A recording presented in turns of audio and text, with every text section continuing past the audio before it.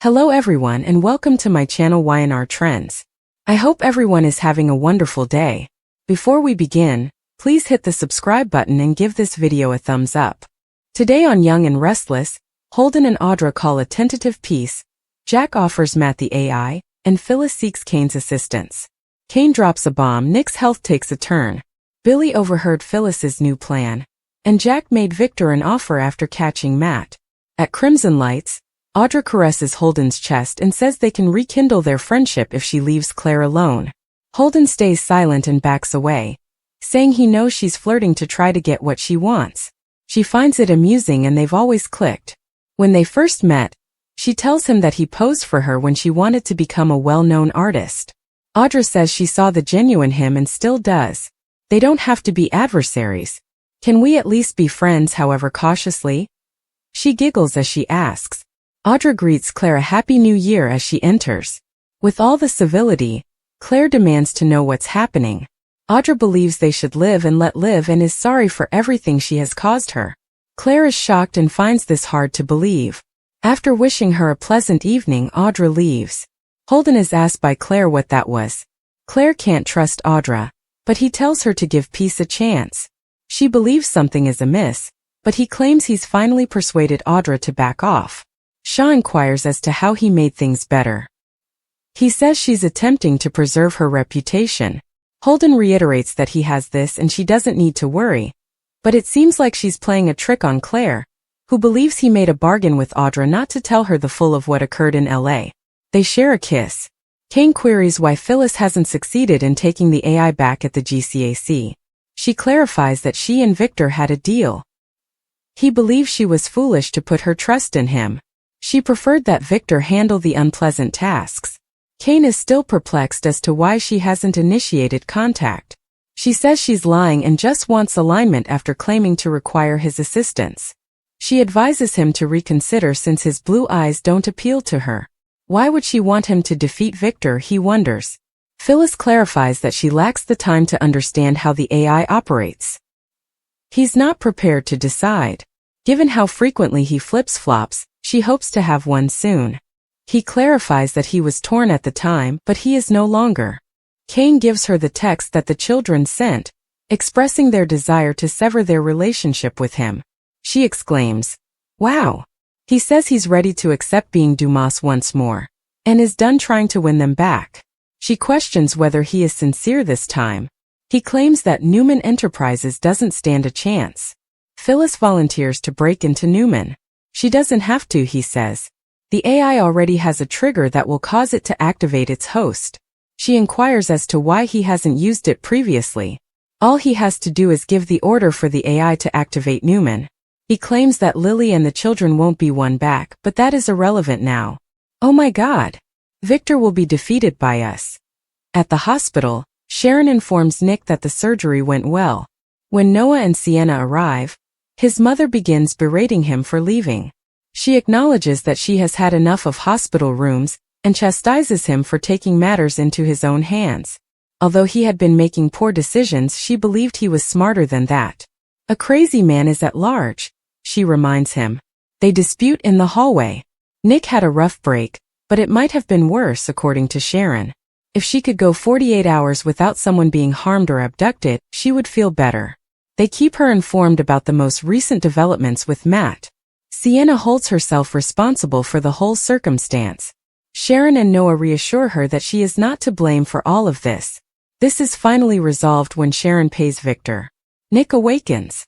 In his dream, he was driving about in his mother's Ferrari when he totaled it. He merely crashed his car, Sharon informs him. All right, he responds.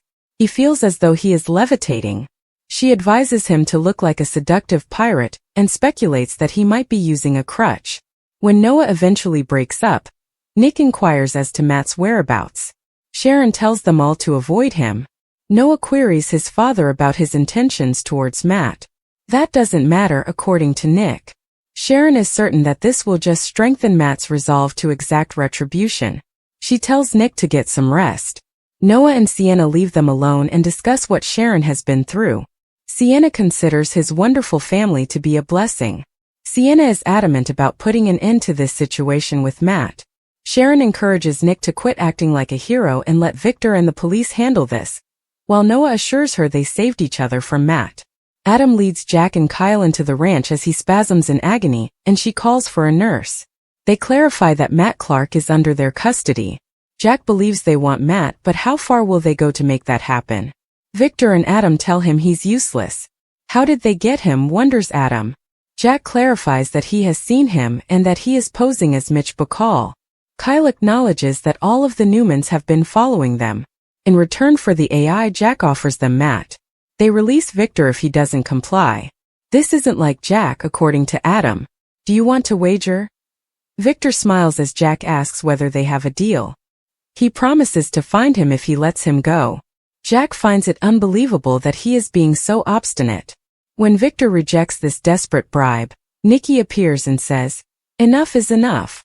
Her spouse promises to take care of this. In order to remove Matt from their lives, Nikki urges him to simply give up the AI. Adam doesn't think Jack would actually wipe out the AI. Together, Jack adds they can destroy it. Nikki is still begging her hubby. Victor is looking for evidence that they have Matt. Security brings Matt in. He chastises them for lacking hospitality and etiquette. He won't be able to escape this time, Victor informs him. He is reminded by Jack that he is responsible for Matt. Do they have an agreement or not? He won't be able to escape this time, Victor informs him. He is reminded by Jack that he is responsible for Matt. Do they have an agreement or not?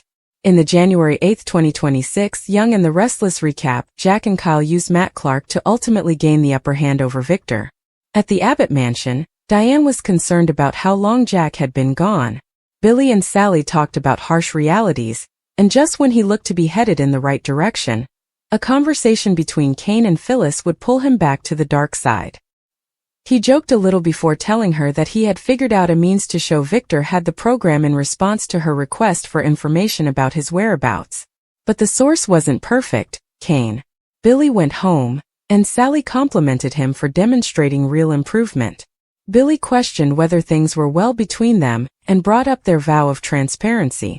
He admitted how much his life spirals out of control when he goes off the rails, and inquired whether she waited for him to make another mistake. Sally acknowledged that if Michael reverted to his previous behaviors, she feared their life together would break apart. Billy admitted to listening in on Sally's Christmas talk with Victoria, and Sally expressed regret for not approaching him directly. Billy was also frightened of giving in to his worst tendencies, so he wasn't insulted. Billy understood it would take time to show himself to Sally, but he was determined to do so. Sally didn't want to put too much pressure on him, but she still wanted to be there for him.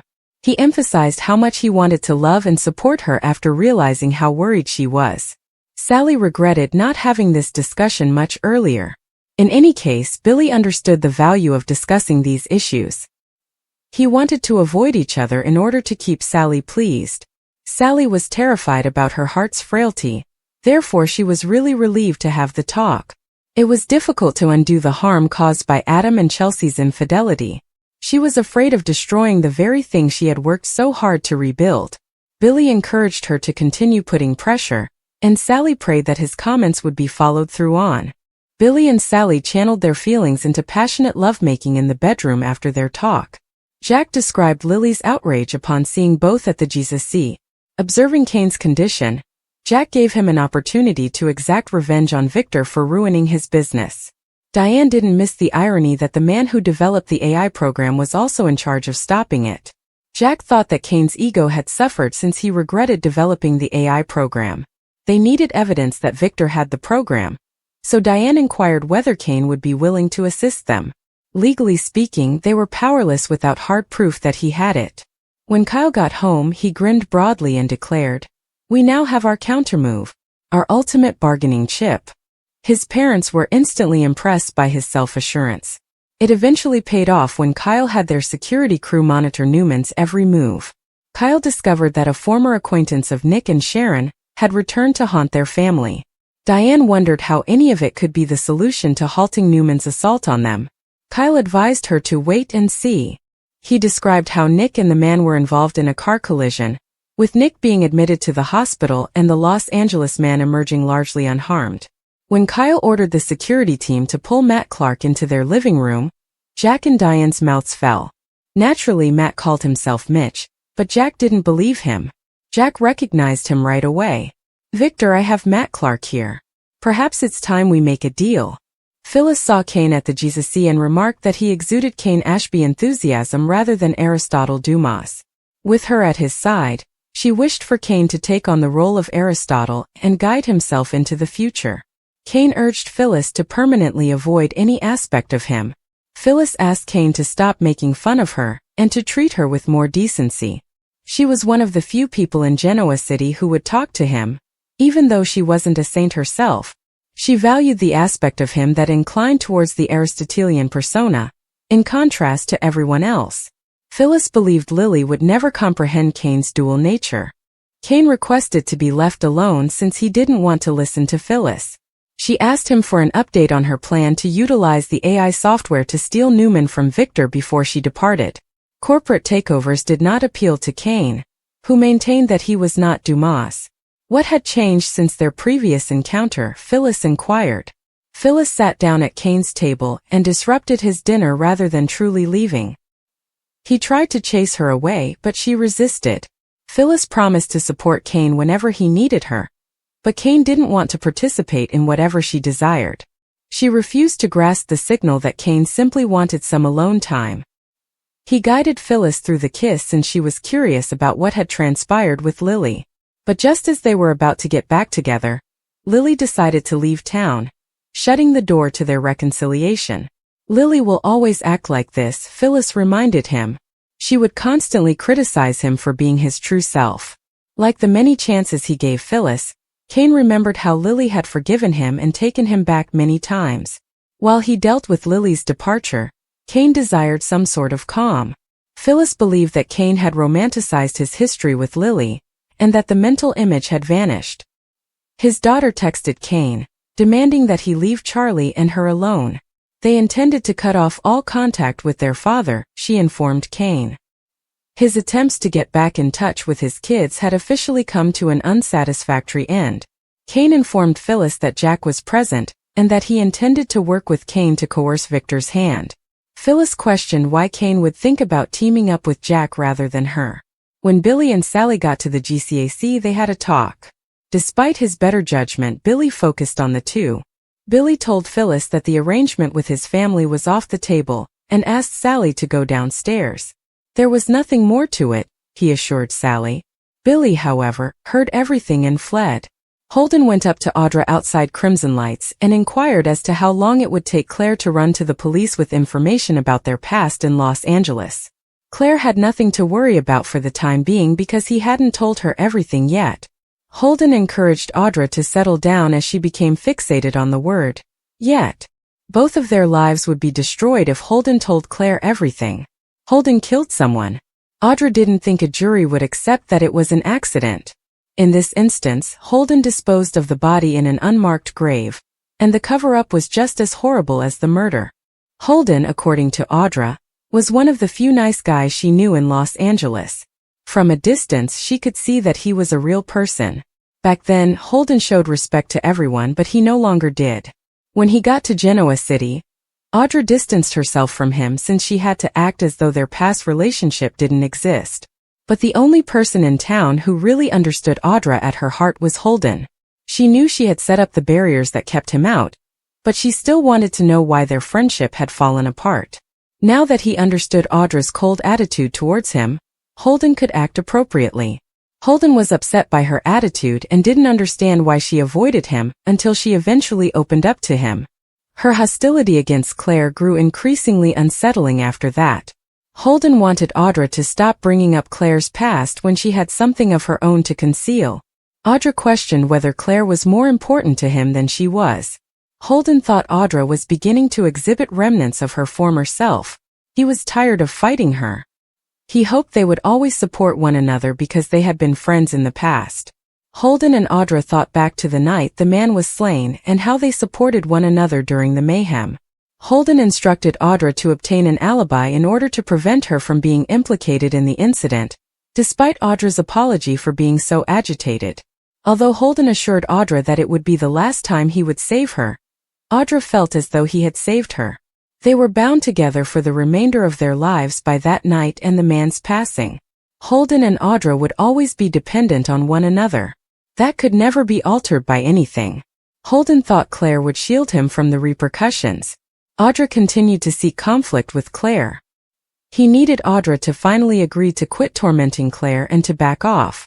Holden promised to keep the specifics of their history private in exchange for her leaving Claire alone. Michelle Stafford of Young and Restless discusses surviving a brain tumor.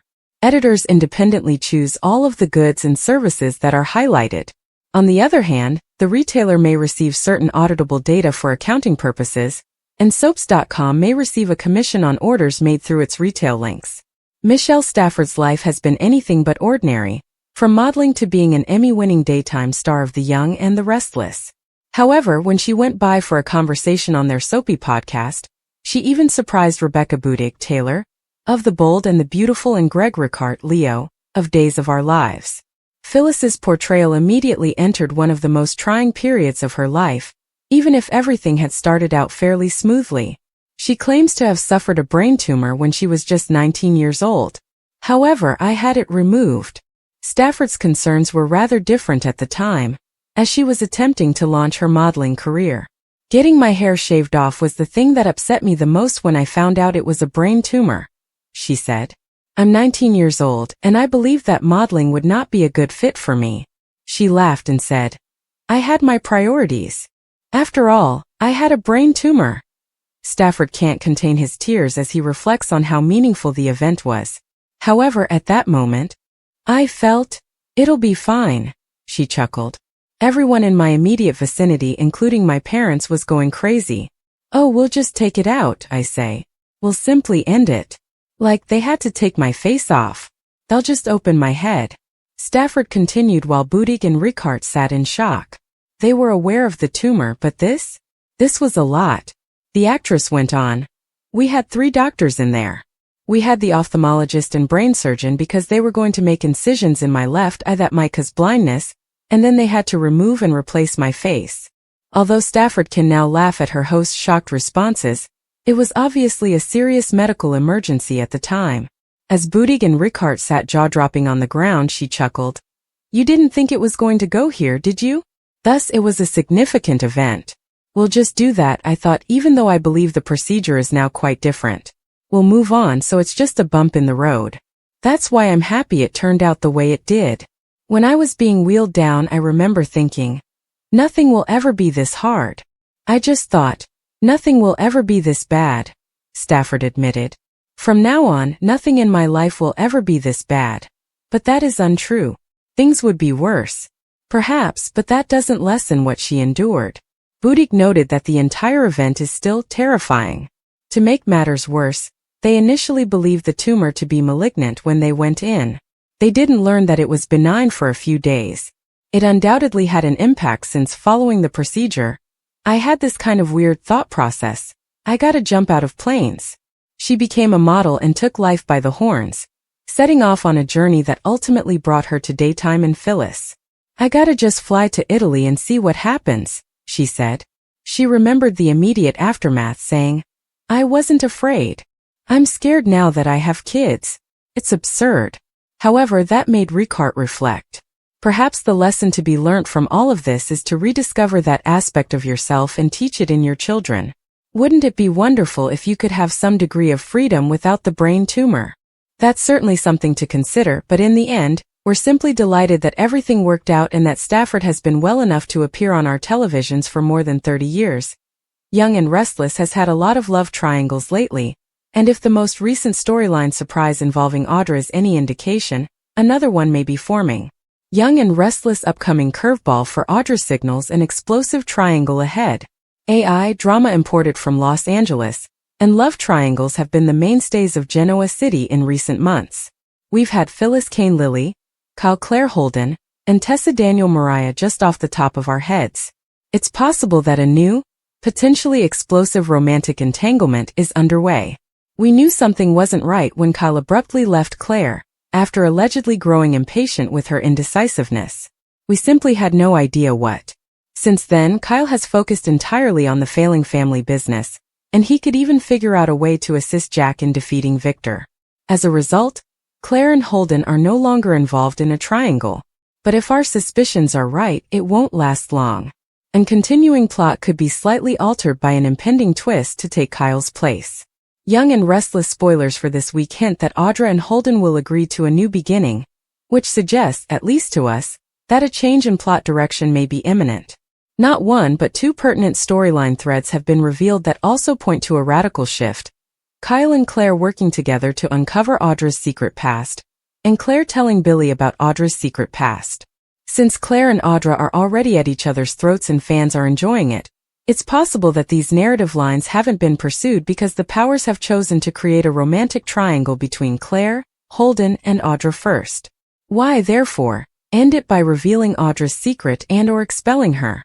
Of course, this particular triangle isn't the only possibility arising with this curveball. A romantic entanglement between the threesome would prolong the struggle between Claire and Audra, while putting the secret on hold given that she and Holden will have put it behind them to move forward. Given that Sally has been questioning her friend about her possible interest to the abbot, Audra may turn back towards Kyle, which has already been hinted at. That might make Claire envious and put us in a romantic triangle instead. Regardless of how this romantic drama develops in Young and Restless, Audra will undoubtedly want to keep an eye on Claire because of her past. Take a look at the top love triangles from soap operas, arranged in the picture gallery below.